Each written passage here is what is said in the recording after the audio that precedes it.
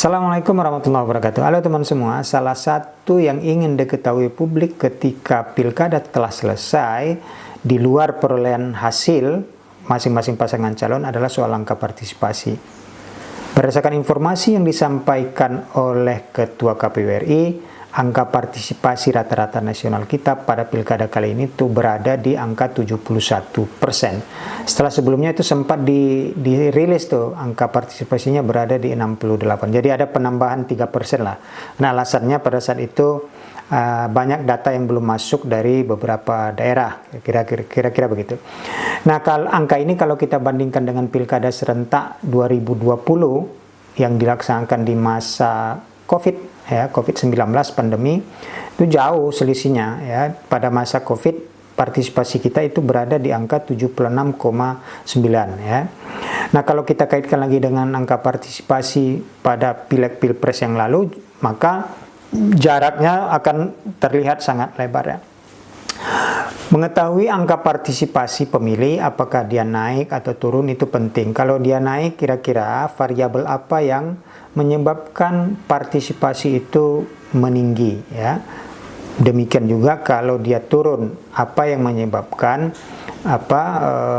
masyarakat tidak begitu bergairah menggunakan hak pilihnya pada hari pemungutan dan penghitungan suara. Padahal kalau kita membaca salah satu jajak pendapat yang dilakukan oleh media cetak nasional, tidak berapa lama sebelum dilaksanakan pilkada, hari pemungutan suara, itu respon atau antusiasme masyarakat untuk datang atau menyambut pilkada ini cukup tinggi, di angka 90%, kira-kira itu cukup sangat tinggi ya, sangat signifikan. Tetapi faktanya pada hari pemungutan dan penghitungan suara yang terjadi adalah sebaliknya.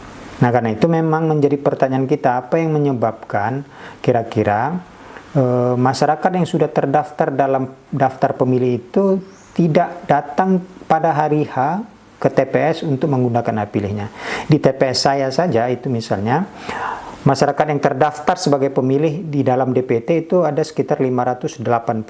Tetapi yang datang pada hari H, ya, 27 November lalu, itu sekitar 322. Ya. Saya kira di tempat-tempat lain juga begitu, dan itu terkonfirmasi memang kalau kita lihat angka partisipasi di semua tingkat, di semua provinsi ya, kelihatan nanti itu berapa. Ada banyak faktor memang yang mempengaruhi mengapa angka partisipasi pemilih pada pilkada kali ini itu bisa turun jauh drastis ya. Nah, apa yang saya sebutkan ini tentu saja sebagian kecil dari banyak faktor tersebut. Saya menduga misalnya ketidakhadiran para pemilih di banyak TPS sehingga mengakibatkan banyak angka partisipasi menurun itu sebagai wujud dari protes mereka, perlawanan mereka terhadap situasi politik atau perilaku elit politik yang hari ini itu tidak mencerminkan sebagai sebuah perpanjangan tangan atau perpanjangan lidah masyarakat. Jadi perilaku elit hari ini itu banyak tidak mencerminkan apa yang sesungguhnya terjadi di masyarakat ya.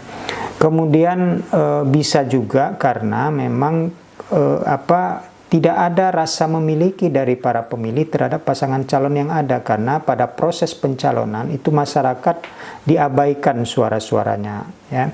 Masyarakat sudah memberikan sinyal-sinyal bahwa ada tokoh dari partai politik tertentu atau di luar partai sekalipun yang semestinya itu yang harus diajukan sebagai pasangan calon di wilayah mereka, tetapi itu diabaikan. Justru yang terjadi adalah ada calon yang tidak dikenal sama sekali oleh masyarakat setempat tiba-tiba di-drop atau disetujui oleh partai politik atau gabungan partai politik untuk dijadikan sebagai salah satu calon di daerah tersebut. Dengan demikian masyarakat merasa ini bukan orang yang kita harapkan ya.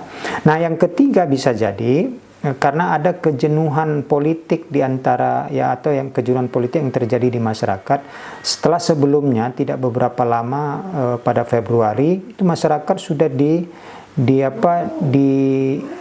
disibukkan dengan informasi atau dinamika politik yang juga tidak kalah dinamisnya tentang pileg pilpres ya. Belum selesai lagi, belum sempat masyarakat rehat, kemudian sudah berhadapan lagi, sudah bertemu lagi dengan dinamika politik baru dalam bentuk pemilihan kepala daerah. Jadi ada kejenuhan politik dari masyarakat. Pun begitu saya kira juga partai-partai politik atau pasangan calon juga belum sempat kira-kira bernafas lah ya, belum bisa menarik nafas yang cukup lega, tapi harus kembali ke dalam arena politik untuk sebuah pertarungan di tingkat lokal.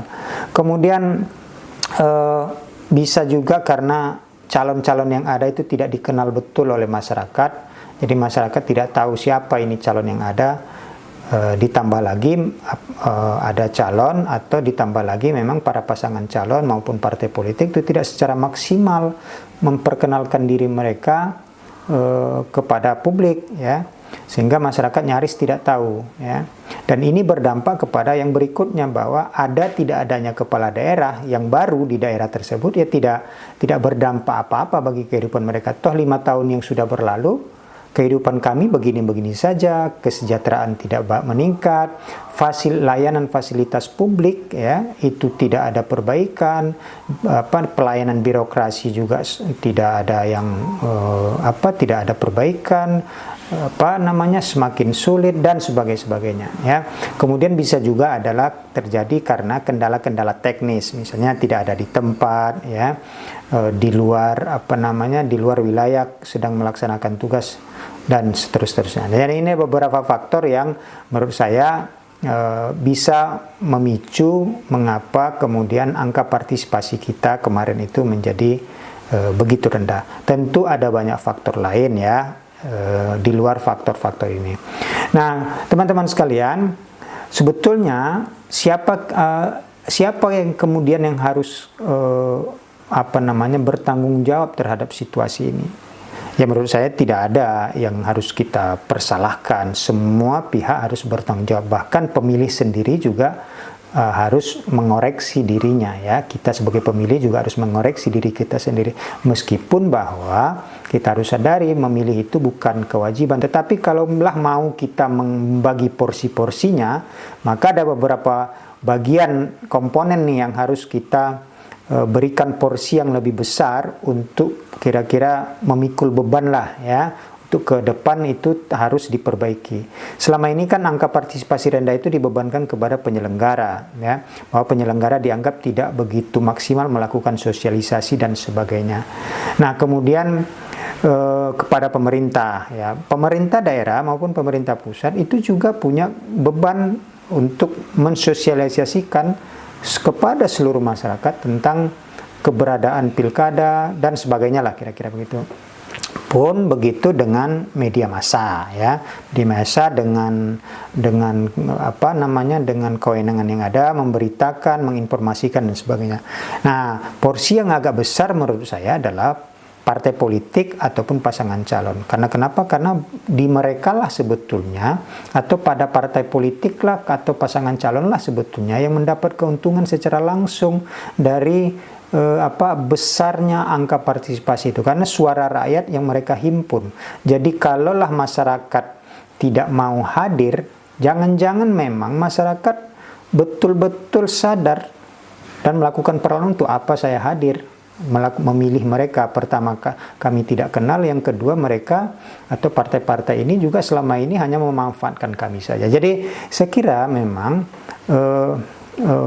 beban yang agak lumayan besar harus kita berikan porsinya kepada partai politik maupun kepada pasangan calon, karena mereka yang pada akhirnya menikmati suara rakyat itu, dan itu dalam bentuk terpilih sebagai kepala daerah atau mendapatkan jabatan tertentu baik di legislatif maupun di eksekutif.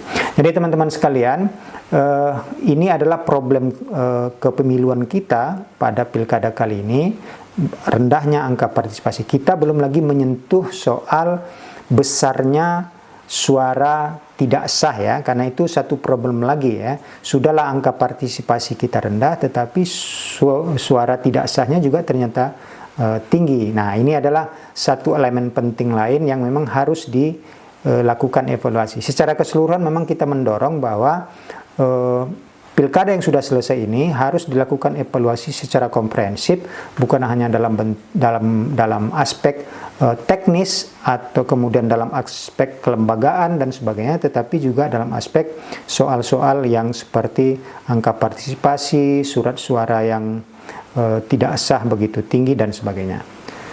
Teman-teman sekalian, saya kira itu ya apa yang perlu kita sampaikan pada kali ini. Kita akan ketemu lagi pada video-video berikutnya. Terima kasih. Assalamualaikum warahmatullahi wabarakatuh.